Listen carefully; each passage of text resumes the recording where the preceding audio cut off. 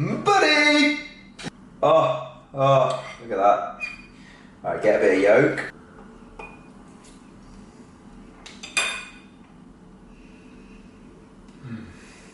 What was I ever thinking? Right, I'm going to eat this up, I'm going to get showered, and then I'm going to run through my review of the month. I've got some progress videos to show you, I've got some weigh-ins to talk through, so stay tuned, it's going to be cool. I'll see you in a sec.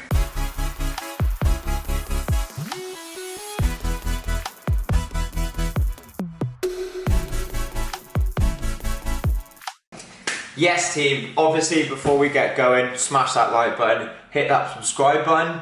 If any of you have done Veganuary as well, if any of you are vegan or you've just done it over the month, let me know. Drop a comment down below how you get on, how you got on doing over January. As I said, I'm going to be going through what happened in my personal experiences, what I've taken from that, and then, as I said, go through all the physique updates and my weigh-ins and things. So let's literally just get straight into these progression videos. So first things first, I had 1, 2, 3, 4, 5, 6, 7, 8 readings over the month. My first reading was on the 1st of January. Obviously, it makes sense to do that. However, I didn't actually film a progression video on that day, as it was only after that I thought of doing this video idea. So apologies for not having one on the 1st of January, but that first weigh-in I was 178.7 pounds, 20% fat, 16% muscle with a BMI of 25. I have a scale called Cardio. It basically just does everything for you. Don't take it too literally. I don't know if it's right, I don't know if it's wrong, but the best thing about it is if it's consistently wrong, then it's right. So we're taking this as the level of progression. Next weigh-in we had was on the 4th of January. So this is the first time I actually then had filmed it as well. So you'll see this is just like my first date. There's nothing like that. That's just my first sort of first progression video, and I had lost 3.7 pounds and a percent of muscle, a percent of fat. This is likely to be just from coming out of Christmas, coming out of New Year, and my water weight dropping a lot off. So that would have been a lot of the water coming off in the quick succession. Our next weigh-in we did was on the 8th, where I actually put 0.7 of a pound on over those 4 days. Physique wise, pretty much looking exactly the same. It's only 4 days, so I'd be shocked if we were seeing any big differences there. Next weigh-in we had was 12, so that was 4 days later. I tried staying around the 4-5 day mark, but sometimes it was hard, depending on what my day was looking like. The 12th was actually one of the lightest we were the whole time, so we dropped down to 173.7, which is a 2 pound drop in the 4 days. I think over this period was when I was really struggling for protein, and in turn actually struggling for calories, and I was really starting to dip out of, I wasn't feeling good at this sort of 2-week marker. I was remembering my energy levels were really, really low, and I just had no strength. I couldn't be bothered doing anything. I was really struggling at that point, and that weight shows. We then dropped down to 172.8, so again, we've come down again in 5 days. We actually then dropped down to 18% body fat, so this is when we should be looking leanest, which I do feel a little bit leaner in these videos. I tried my best to make it as even as possible, so I didn't stand there and I didn't tense, even when I turned side on, back, like I was never tensing hard, because what I didn't want is that to just be a complete waste of a sort of a study, and it would just throw the results off completely, and it would just look stupid. So this time I did feel like that I did look a lot leaner than I had been at the start. Then we come into our weigh-in on the 22nd of January, 175 pound this time, so weight's actually gone up 3 pound. The reason for this was because I was now starting to find it easier to get vegan calories in. I was getting more and more used to the things that I could eat. I was experimenting with more things, we were finding more things, and that was all a big snowball effect. I was finding I was struggling for calories at the start because it was more the knowledge of what things I can and can't eat. So when I then came into came obviously further through the month, that was just getting easier and easier. So that was why my weight came up a little bit then as well. We then come into our next weigh-in on the 25th, which again, so we maintained everything then. So we stayed at 175 pounds, stayed at 19% body fat, stayed at 16% muscle, which you can tell there's not really too much difference in that one. But again, I felt good, I felt pretty lean. And then coming into literally our last official weigh-in. So I didn't weigh myself for 6 days, 7 days actually, so it was a whole week without weighing. I did this for the last one to see if there would be a big jump. It was, so I dropped 4 pounds. So this morning has been the lightest I've been the whole time. So when we go back to the 1st of January, I was weighing 178.7 pounds. I'm now weighing 171 pounds. That's a 7.7 pound drop, which I then dropped back down into that 18% marker, which I think you can tell.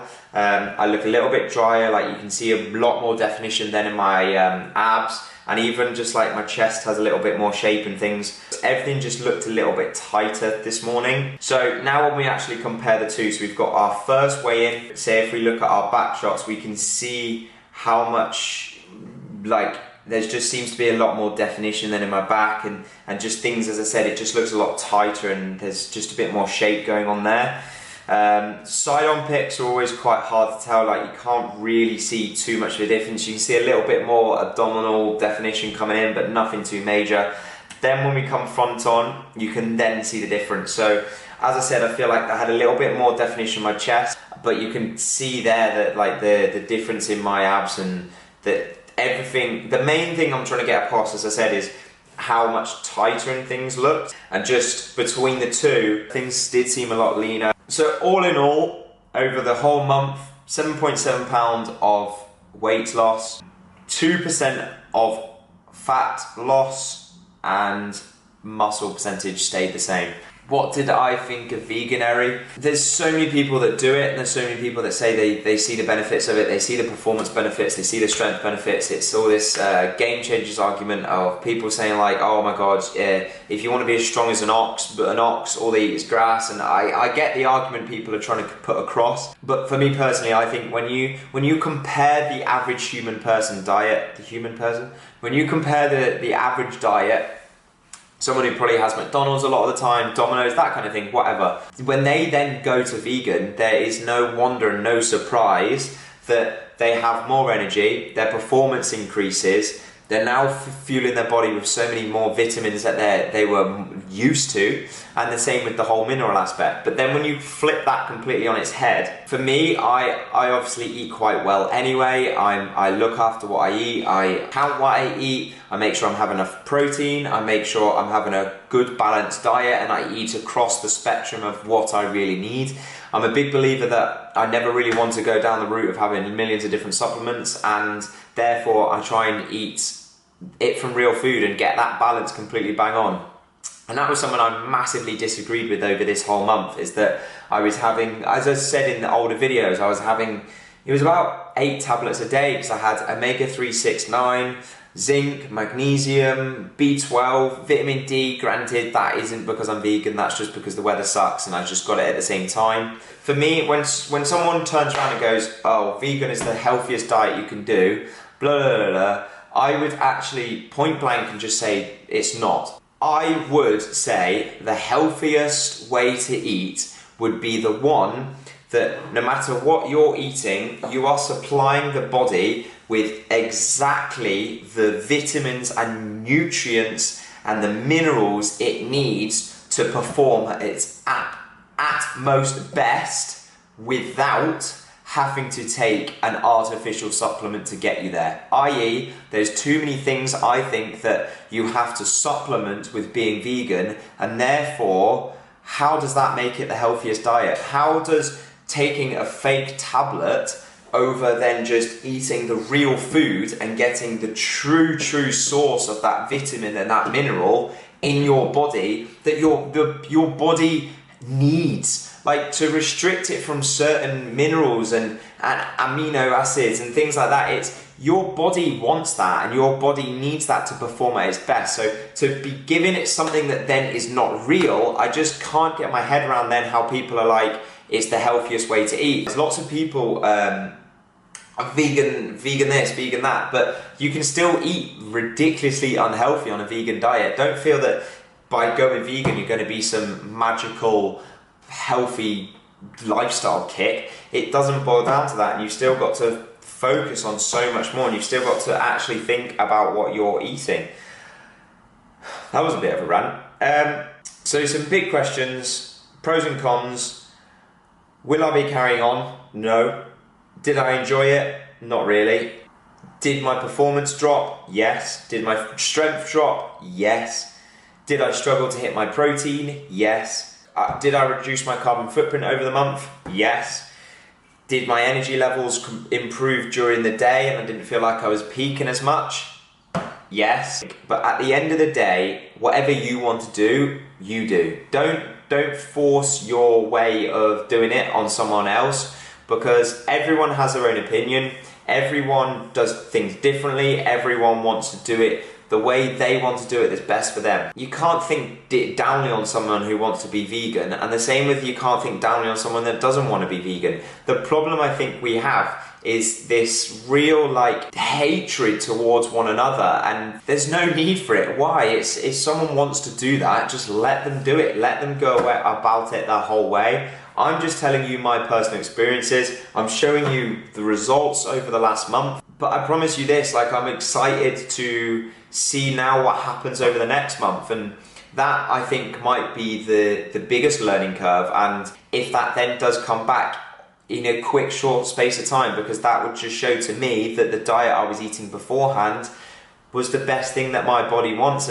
Another big thing I took from is I wanted to study a lot more over this month. I wanted to not just do it for my own personal good. I wanted to really learn about this month, and listening to different podcasts, reading some articles online. I think the biggest take-home point that really resonated with me is that a lot of nutritionalists who are experienced in all kinds of nutrition say that really you should be having a 70 to 75, 80% plant-based diet in the first place. But the other 20%, 25% is where then meat comes in, and that's when you then get all those other profiles that your body needs.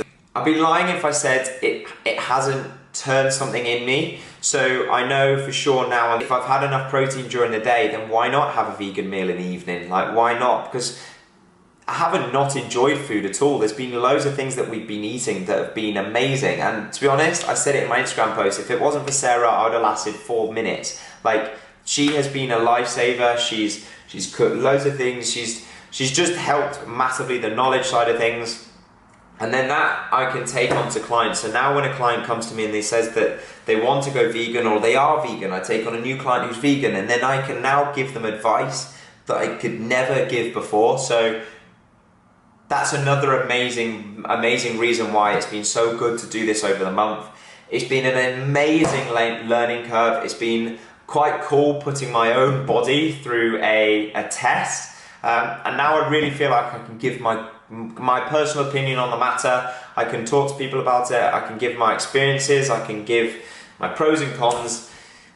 And yeah. Guys, thank you very much for watching. This obviously concludes the Veganuary series. Thank you for those who hit that subscribe button. Make sure you obviously click that big red button.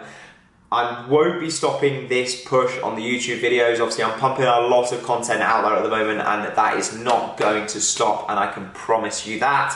And obviously, quickly touching on bulk powders, if you're gonna buy any vegan products, obviously go check them out. Hit that link down in the description box. It's the best products you're gonna be able to get a hold of. The vegan products, I won't lie, not the same compared to whey, but of all the vegan products I've ever had in the past, bulk powders is a league in their own. They really know how to do it properly. It'll be cool to see what happens over the next month. I will catch you in the next one. I'll see you very, very soon. Out.